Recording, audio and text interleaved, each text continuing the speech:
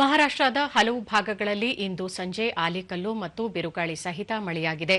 ಮಳೆಯಿಂದಾಗಿ ಗ್ರಾಮೀಣ ಮೂಲಸೌಕರ್ಯ ಮತ್ತು ರೈತರು ಸಮಸ್ಯೆಗೆ ಸಿಲುಕುವಂತಾಗಿದೆ.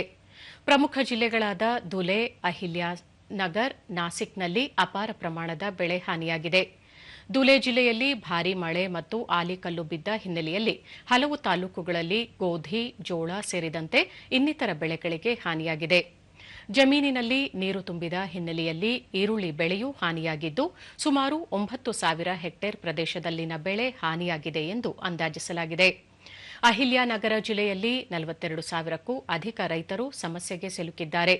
ಮಳೆಯಿಂದ ಮನೆಗಳು ಹಾಗೂ ಜಾನುವಾರುಗಳಿಗೆ ತೊಂದರೆಯಾಗಿದ್ದು, ಸ್ಥಳೀಯ ಅಧಿಕಾರಿಗಳು ಸಮೀಕ್ಷೆ ನಡೆಸಿ ಬಾಧಿತ ಕುಟುಂಬಗಳಿಗೆ ಪರಿಹಾರ ನೀಡುವಂತೆ ಸೂಚಿಸಿದ್ದಾರೆ. ನಾಸಿಕ್ ಜಿಲ್ಲೆಯಲ್ಲಿ ಭಾರೀ ಮಳೆಯಿಂದ 319 ಹಳ್ಳಿಗಳಲ್ಲಿ 36,000ಕ್ಕೂ ಅಧಿಕ ರೈತರು ಸಮಸ್ಯೆಗೆ ಸಿಲುಕಿದ್ದಾರೆ. 21,000 ಹೆಕ್ಟೇರ್ಗೂ ಅಧಿಕ ಪ್ರದೇಶದಲ್ಲಿ ಬೆಳೆಯಲಾಗಿದ್ದ ಈರುಳ್ಳಿ ಹಾನಿಯಾಗಿದೆ. ಜೊತೆಗೆ ಸೋಯಾಬೀನ್ ಸೇರಿದಂತೆ ಇನ್ನಿತರ ತರಕಾರಿ ಬೆಳೆಗಳಿಗೂ ಹಾನಿಯಾಗಿವೆ.